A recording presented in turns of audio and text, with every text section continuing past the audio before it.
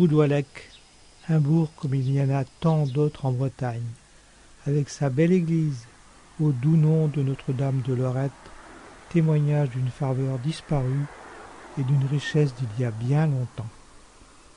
Des maisons qui n'en finissent pas d'être mises en vente avant d'être abandonnées ne sont même pas à l'envers du décor de ce bourg frappé par la désertification, comme c'est le cas en Bretagne intérieure. Une rue principale où l'on passe en voiture sans s'arrêter dans une rue sans caractère. Et puis un jour, la rue, barrée pour cause de fête, me fait découvrir la face cachée d'un village renaissant avec ses coquettes villas enveloppées de verdure. Mais pourquoi à l'entrée du bourg ce panneau inattendu d'un festival des potirons dans une Bretagne attachée à ses pardons? Et cette autre indication à l'entrée du bourg d'un pays du roi Morvan, roi breton qui, au IXe siècle, s'opposa à Louis le Débonnaire, le fils de Charlemagne, et dont personne n'a entendu parler. Ici, au pied des montagnes noires, à Roudouallec, comme dans Astérix, un village où des ruines menacent de s'effondrer, des Bretons et des Bretonnes ont relevé la tête et se sont donné la main pour faire renaître la vie en ayant la bonne idée de créer de toutes pièces une fête village originale et pittoresque. 1992 marque la naissance du Festival du Potiron, éclatant de couleurs et pétant de santé au rythme journalier des Sonériennes.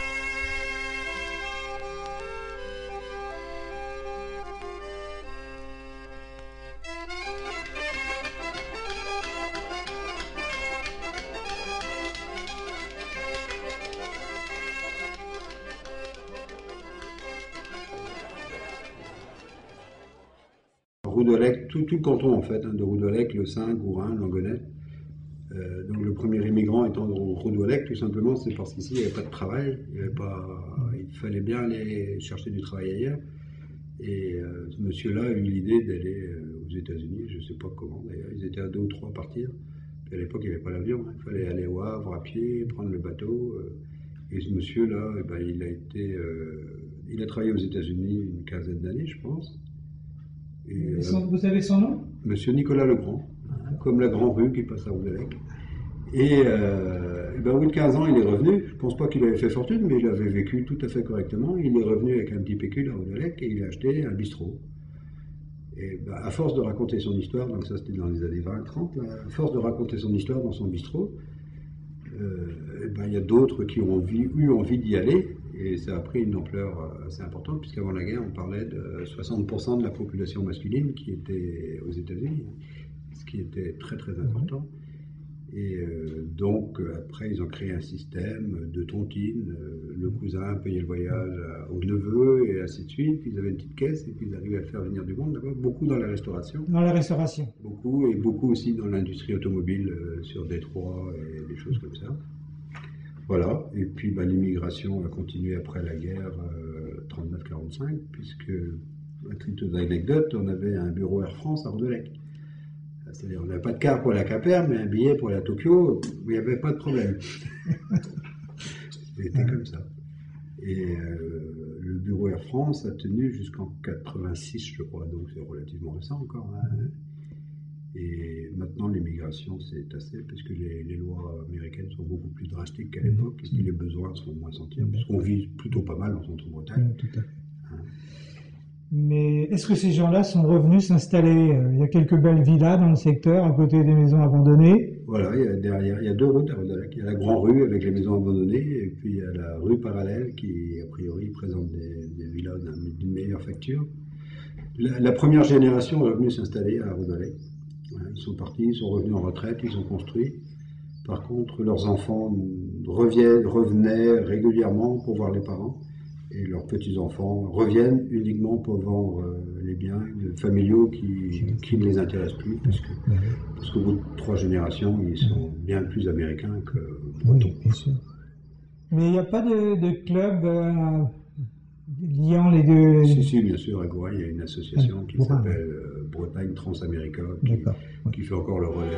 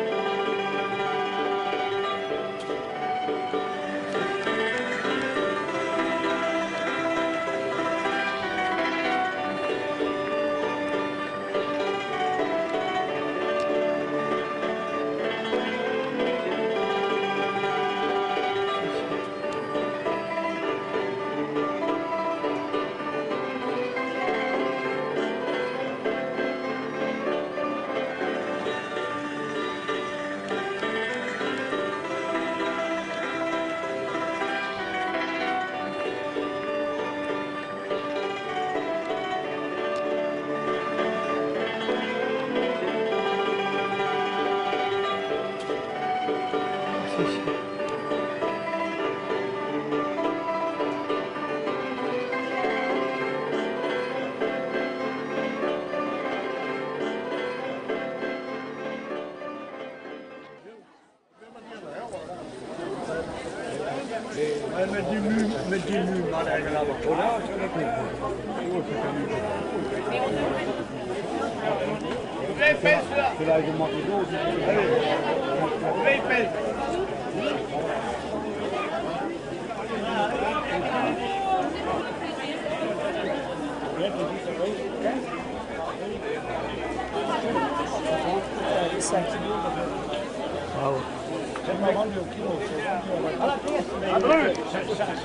L'origine de la fête du potiron, c'est tout simplement une petite fête d'automne qu'on a organisée il y a une quinzaine, 15-16 ans.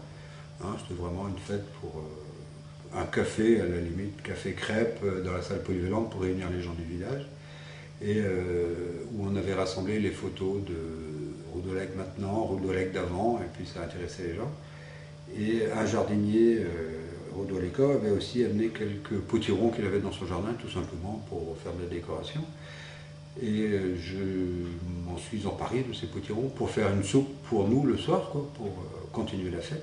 Et devant le succès de cette soupe, en fait, et puis l'intérêt que ça a suscité parmi certains certains responsables de cette fête qui, pour l'année d'après, se sont dit tiens, on va planter plusieurs sortes de potirons puisque ça a l'air d'intéresser les gens. C'est ce qu'on a fait. Et ben voilà, une toute petite fête de village, c'est devenu l'un des incontournables du centre-Bretagne, 15 ans après, par hasard.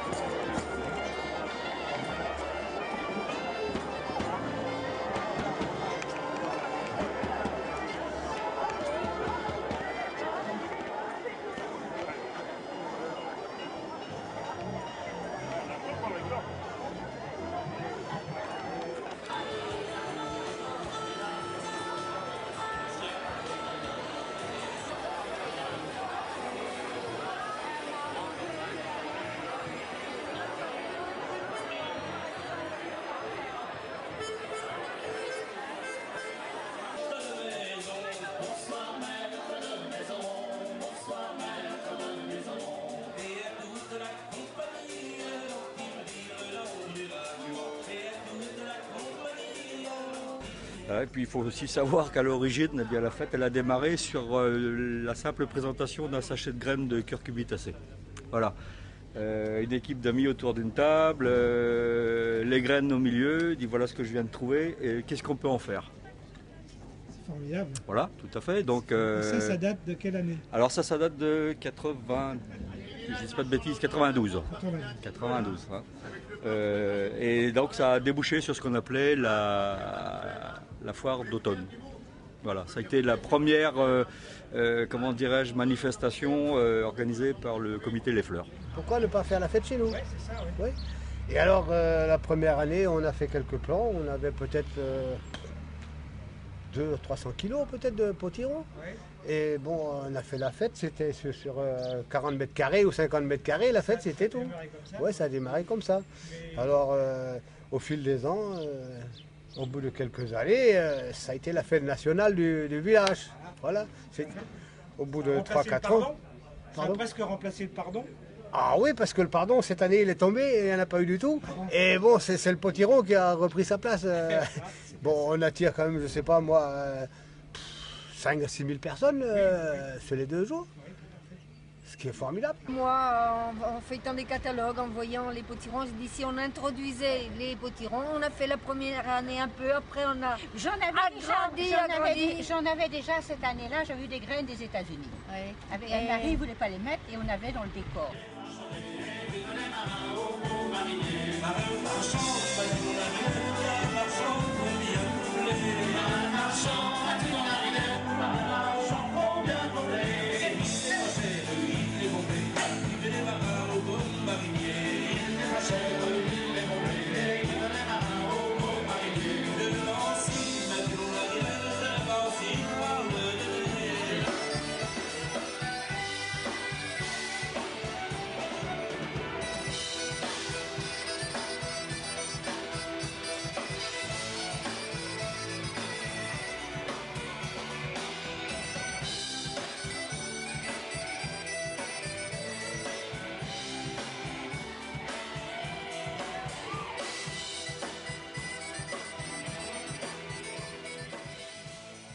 Quelques noms de ces produits que vous avez là. Vous avez les gros rouges vifs d'étampes, Je les prends, oui, vas-y. le potimarron, alors la courge Halloween, Ah là, comme ça, c'est très bien. le pâtisson, Voilà. la muscade de Provence. Alors ici c'est pas mûr, alors je sais pas. Alors ici, la butternut, Butternut. butternut, Nut. N-U-T. D'accord. Et alors bon, comment vous récoltez vos potirons? C'est un peu ça qui m'a Voilà. intrigué. Ouais, mais il faut déjà commencer par les semis, quoi. La première chose, c'est les semis qu'il faut déjà commencer. Alors, c'est les graines qui sont commandées dans les grands magasins spécialisés et qui sont alors mis en barquettes, dans des serres pour démarrer. Ce sont des particuliers ou bien des amateurs ou quoi? Un comité, ce sont des bénévoles du comité qui plantent tout. Chez eux.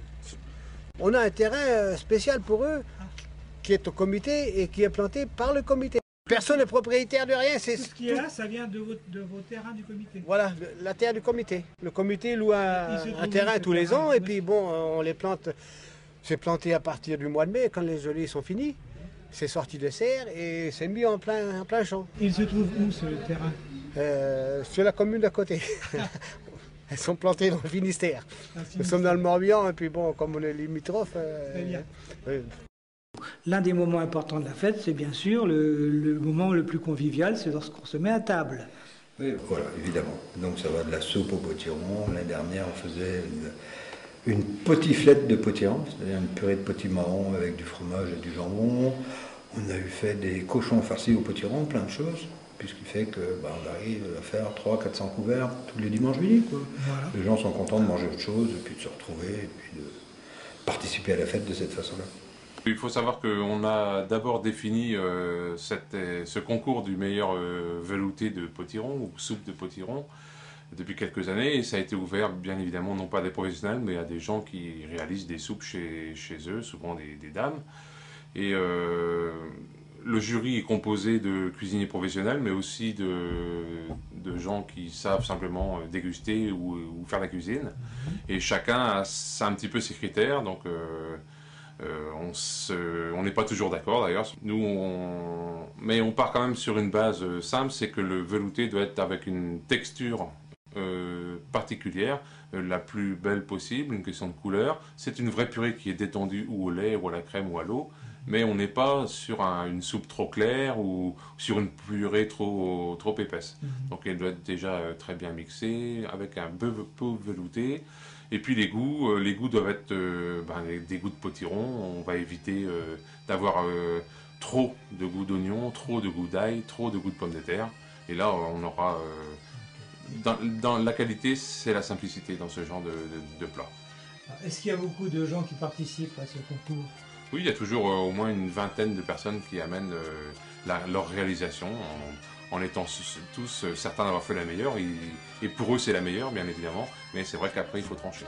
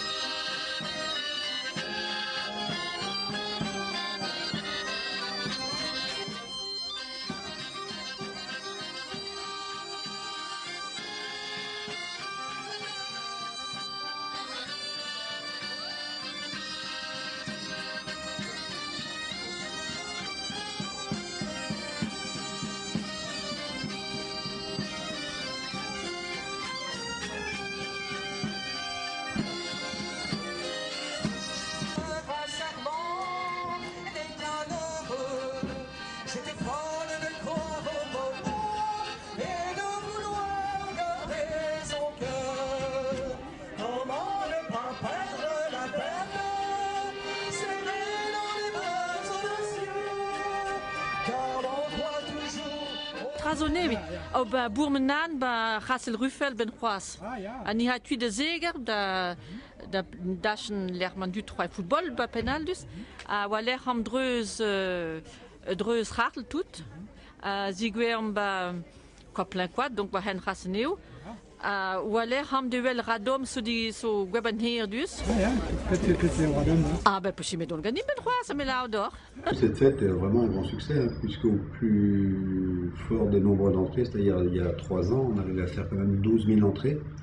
Aujourd'hui, ça se tasse un peu, on est aux alentours de 9 000, ce qui n'est pas rien pour un village de 600 habitants. Donc cette fête là, génère quelques bénéfices que l'association Les Fleurs réinvestit dans la commune à travers la création de jardins publics, d'aires de pique-nique, enfin plein de choses comme ça. Au jour d'aujourd'hui, on a dû remettre en embellissement de la commune aux alentours de 100-150 000 euros, ce qui quelque part n'est pas rien. Et puis au moins, on améliore notre cadre de vie et puis on reçoit de mieux en mieux les gens qui viennent nous visiter. Finalement, vous êtes bien aidés. On peut dire que l'ensemble de la commune se mobilise. Il n'y a pas une famille qui n'a pas un bénévole, puisque c'est vraiment devenu la fête au village, c'est la fête de Roudelec avant de...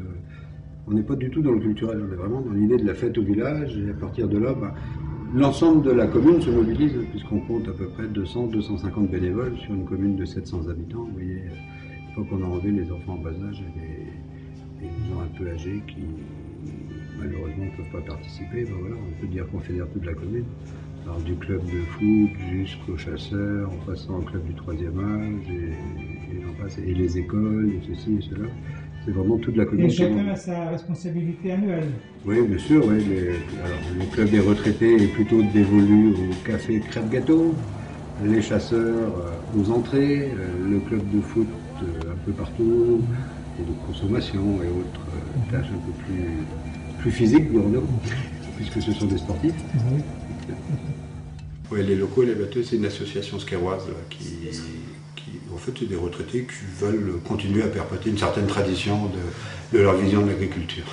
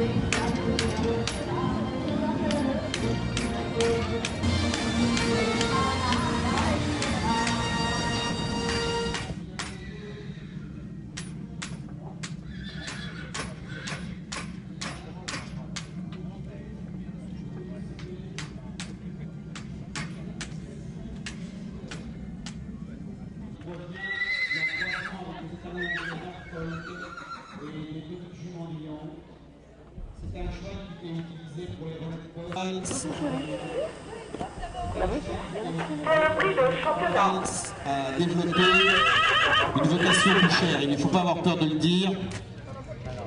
Comme dans toutes les races de chevaux, la destination est une destination pour la consommation hémophagique, pour la consommation de viande. Lorsque nous comparons les Italiens qui consomment à peu près une vingtaine de kilos, il ne faut pas oublier que la viande de cheval est une viande très diététique. Alors, cette fête du potiron, là, il y a 4-5 ans, je crois que ça fait 5 ans, il y a un de nos responsables qui est par les chevaux bretons, qui en élève, et il s'est dit, tiens, on va faire une présentation de poulains et pouliches de l'année, qu'est-ce que vous en pensez? Nous, on dit oui, c'est tout à fait intéressant, parce que les gens ne connaissent pas ça. Et puis c'est un peu comme tout à Roudelec, une fois qu'on a commencé à faire quelque chose, au jour d'aujourd'hui, on présente 70 à 80 poulains, plus les pouliches. Donc voilà, donc c'est devenu une deuxième fête dans la première fête. Et le responsable, c'est qui? C'est monsieur Éric Quéré. C'est vrai que le concours de pouliches et donc vente de poulains et pouliches de l'année, ça rentre dans le cadre d'un ensemble d'animations Hein, et puis ça a permis donc de créer un pôle supplémentaire au niveau du festival lui-même. Et c'est vrai que ça draine énormément de monde.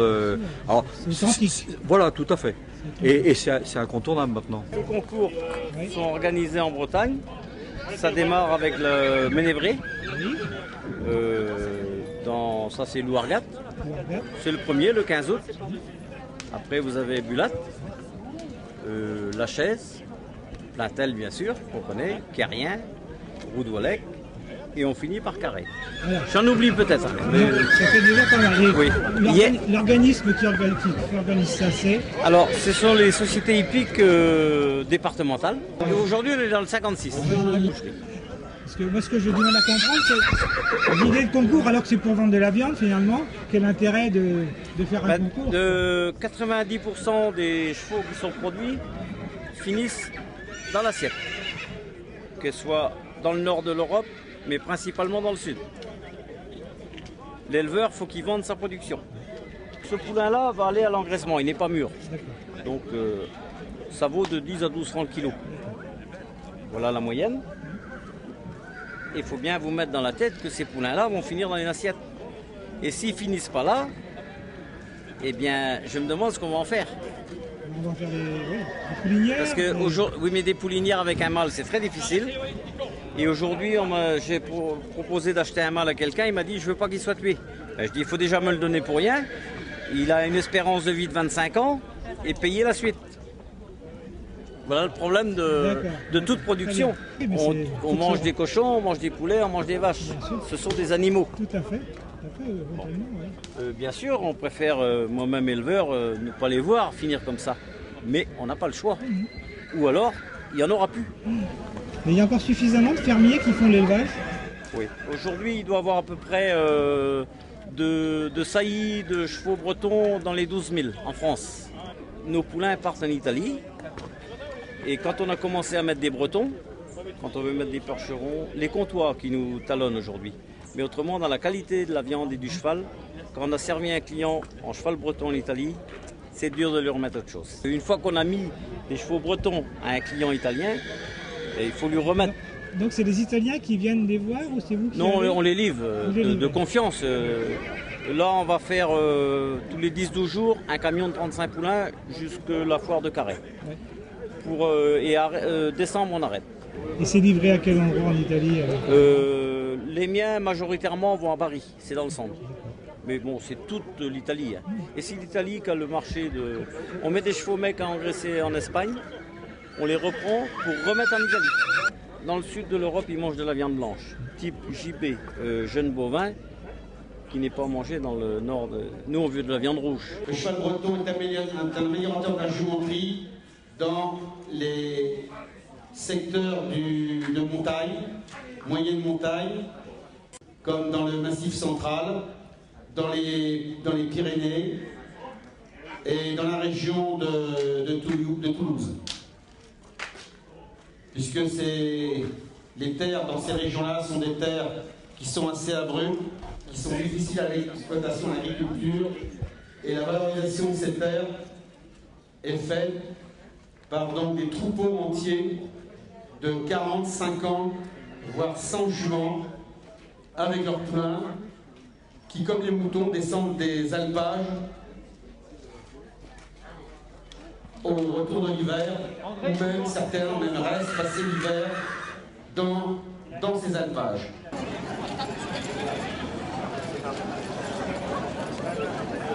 Donc dans les poulets, c'est Sam de Mulan, donc appartenant à Jean Leny de Prisiac.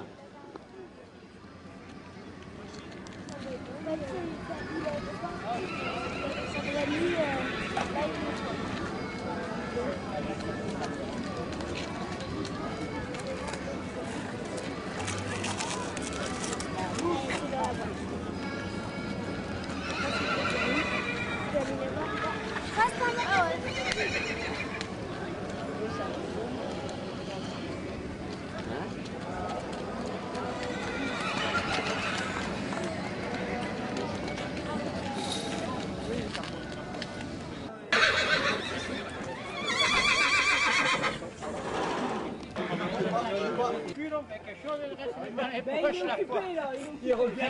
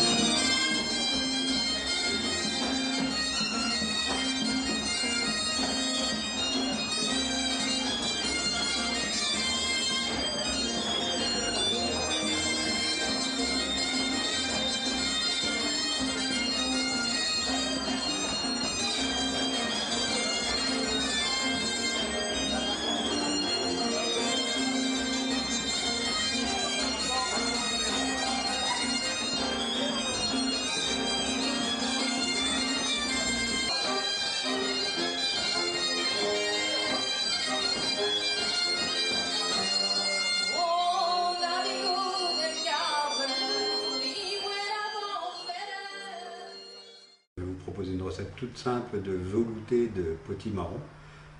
C'est vraiment une recette simple. Pour 4 personnes, je vous conseille d'acheter 2 gros oignons, un potimarron, tout simplement, et un peu de crème. Alors, il s'agit d'émincer les oignons, de les faire revenir dans de la matière grasse, plutôt du beurre, puisque nous sommes en Bretagne. Une fois que ces oignons sont bien revenus, c'est-à-dire qu'ils ont une couleur translucide, on ajoute dedans le potimarron sans les pépins, mais avec la peau. C'est-à-dire qu'on le coupe en deux, on enlève les graines et après on le coupe en petits morceaux, en petits carrés, mais c'est pas la peine de l'éplucher. Une fois qu'on a fait ça, on ajoute ça aux oignons. On cuit tout doucement, sans rien rajouter, ni d'eau, ni ce qu'on veut, rien du tout. Et il faut vraiment y aller à feu doux. Et une fois que les potimarrons, au bout de une petite demi-heure, les potimarrons sont réduits en purée, on ajoute du sel, de la noix de muscade, de la crème, et on mixe, et ça vous fait un potage merveilleux. Voilà.